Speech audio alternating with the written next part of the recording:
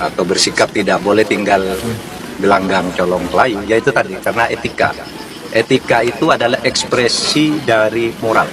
Milih nomor siapa orangnya?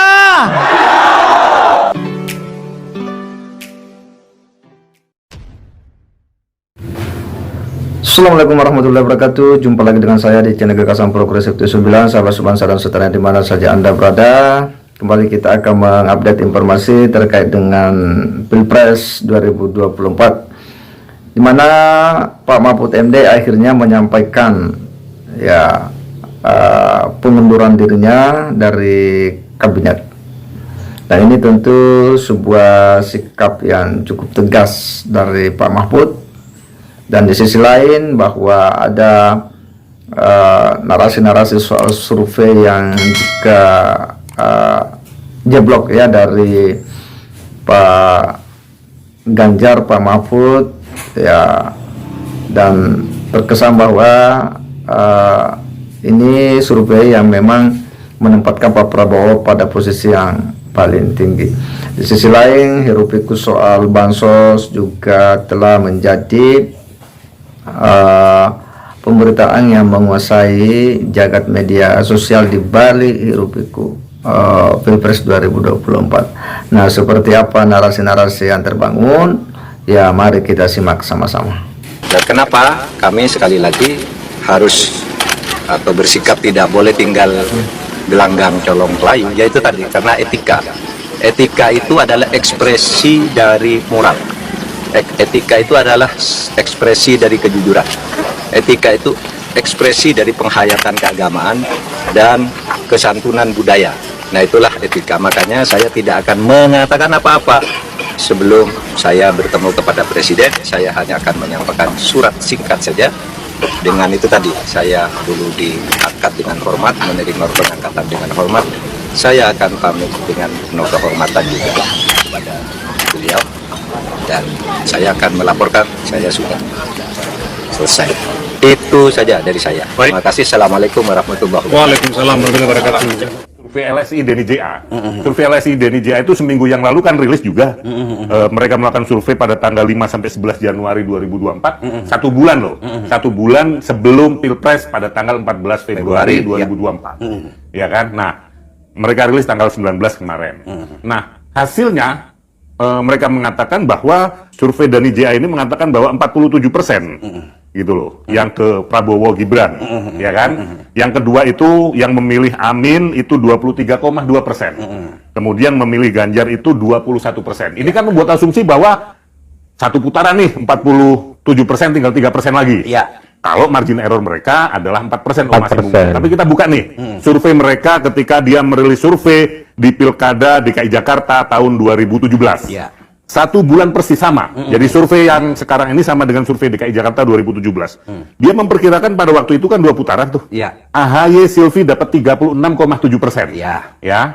Kemudian pada hasilnya ketika realcon KPU itu cuma dapat 17%. Ya. Jauh banget itu. Jauh ya? banget. 19,1%. Betul. Artinya Prabowo yang saat ini menjadi 47% di survei Kompas, bukan tidak mungkin besok bisa menjadi 30%. Berkurang 19%. Berkurang 19%. Pada perhitungan resmi KPU nanti. Pada perhitungan KPU Karena nanti. mengacu survei mereka di Pilkada. Iya. Ya. Pada waktu itu kalau kita bayangkan pendukung AHY dan Silvi, kita pasti masuk ke 2 putaran. Kita sudah pasti masuk putaran kedua, kita melawan Ahok Jarot. Iya, Ya kan? iya. Ternyata hasilnya diblok. Iya. Survei LSI Denny JA persis sama dengan sekarang. Oke. Pada waktu itu, pada waktu survei yang sama itu, ketika AHY Silvi 36,7, Ahok Jarot itu 32,6%. Pada realcon KPU dia mendapatkan 42,9%. Margin error padahal dia 4,9% loh, naik 10%. Gitu kan. Yang ketiga, Amin.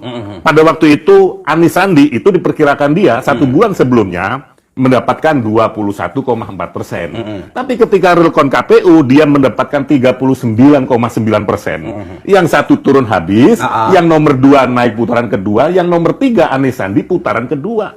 Artinya apa? Itu survei LSI Denny JA omong kosong. Jadi untuk pendukung Ganjar Mahfud, Amin, semangat bahwa 2 putaran itu pasti ada. Ya. Makasih banyak Pak, semua berkah Pak. Bansos. Pak Jokowi bagikan bansos di Jawa Tengah. Terus di Jawa Tengah, Pak Jokowi bansosnya udah saya terima, mudah-mudahan berguna buat keluarga. Kan? Nah, alhamdulillah juga ini berkat dari pajak-pajak kita juga ini balik lagi ke kita. Terima kasih banyak Pak Jokowi. Kalau buat milih Prabowo Gibran, waduh, tar dulu dah. Kita udah punya pilihan. Ganjar, Mahfud, tetap nomor 3. Makasih Pak Jokowi, bansosnya. Kaget.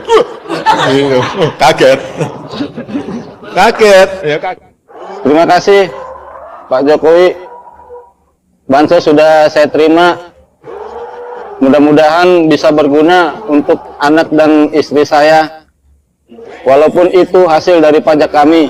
Dan untuk tahun ini kami memilih Presiden nomor 3, Ganjar Pranowo dan Mahfud MD. Saya tidak memilih Gibran dan Prabowo. Terima kasih sebelumnya Pak Jokowi, mohon maaf. Terima kasih nih Pak atas bansosnya. Udah sekian lamanya saya baru nerima bansos lagi dari Bapak. Tapi untuk memilih Presiden dan Wakil Presiden, saya memilih Ganjar Mahfud. Maaf Pak, saya tidak memilih Gibran dan Prabowo. Saya tetap untuk memilih Ganjar Mahfud untuk melanjutkan pekerjaan Bapak. Terima kasih Pak atas pemberian bansosnya dari Bapak. Bapak Presiden Jokowi atas bansosnya, semoga bermanfaat buat keluarga saya. Walaupun ini bansos dari pajak-pajak kami juga, mohon maaf Bapak, untuk pemilihan saya tidak memilih anak Bapak Prabowo dan Gibran. Saya tetap memilih Ganjar dan Mahfud MD sebagai penerus Bapak yang lebih layak untuk menggantikan Bapak. Terima kasih Bapak atas bansosnya.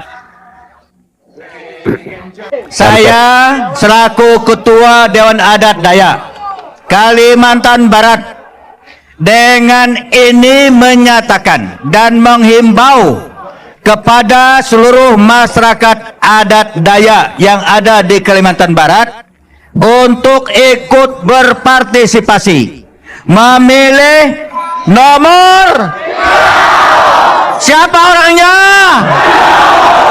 Baik, kalau begitu kita bikin perjanjian sesuai dengan ucapan saya, kalian mengikuti. Siap? Saya berjanji akan memilih tanggal 14 Februari Presiden Republik Indonesia Ganjar Mahfud nomor 3.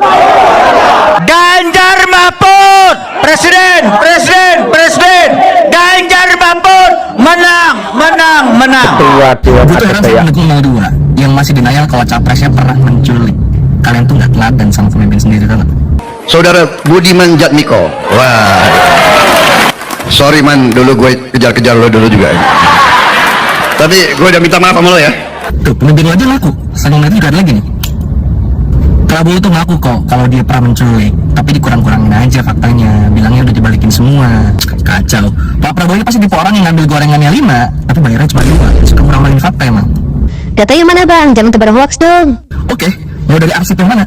Pilih. Dari institusi resminya, ABRI, yang telah mengeluarkan keputusan Dewan Kehormatan Perwira yang di sana memberhentikan Letnan Jenderal TNI Prabowo Subianto. Dan di situ tertulis kok, kalau Prabowo bersama tim Mawar adalah orang-orang yang menculik aktif 98. Ini ABRI loh ini dan resmi.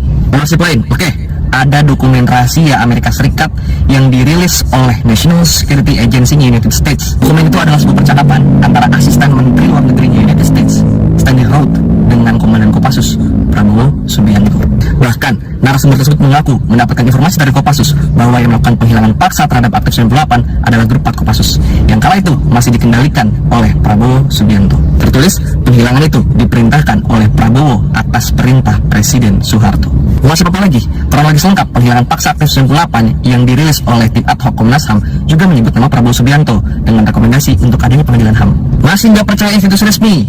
Nih, bokapnya Prabowo sendiri ngomong dalam wawancara majalah Tempo pada 5 April 1999. Sumitro, which adalah bokapnya Prabowo, tidak denial mengaku bahwa Prabowo itu adalah orang yang arogan dan juga temperamental. Bahkan soal isu penculikan, Sumitro itu mengaku bahwa Prabowo itu memang menculik aktif 98 atas perintah. Terus apalagi yang mau lo sangkal? Kenapa lo denial bahwa Prabowo itu memang pernah menculik? Banyak juga kok arsip dan buku yang sudah mengupas tuntas peran Prabowo Subianto dalam penghilangan paksa aktivis 98. Jadi ayolah para pemuja paslon 02, dukung boleh, tapi buta dan juga bodoh itu jangan. Apalagi kalian mendiskreditkan perjuangan keluarga korban yang terculik yang misal tergabung dalam aksi Kamisan, kalian bilang sebagai aksi politis. Itu namanya dungu dan itu namanya jahat. Mereka sudah berdiri di sana depan istana itu sudah 17 tahun setiap hari Kamis. Jadi kalau kalian bilang aksi Kamisan adalah aksi 5 tahun sekali, yang muncul 5 tahun sekali itu Prabowo tuh, baru recall, baru respon 5 tahun sekali dia. Dan di Kamis-Kamis setiap 5 tahun sekali itulah dia merasa terpojokan. Padahal kita 17 tahun konsisten. Ente kalau lagi nggak pemilu kemana bos? Sibuk ya ngurusin tanah ratusan ribu hektarnya itu. Sampai hari ini 13 orang belum juga kembali.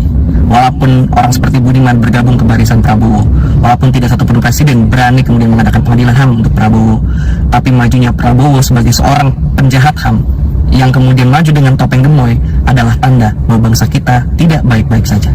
Jadi untuk para gemoyers, bahwa Prabowo pernah menculik itu adalah fakta, bukan fitnah, bukan isu 5 tahunan. Menolak lupa, jangan diam,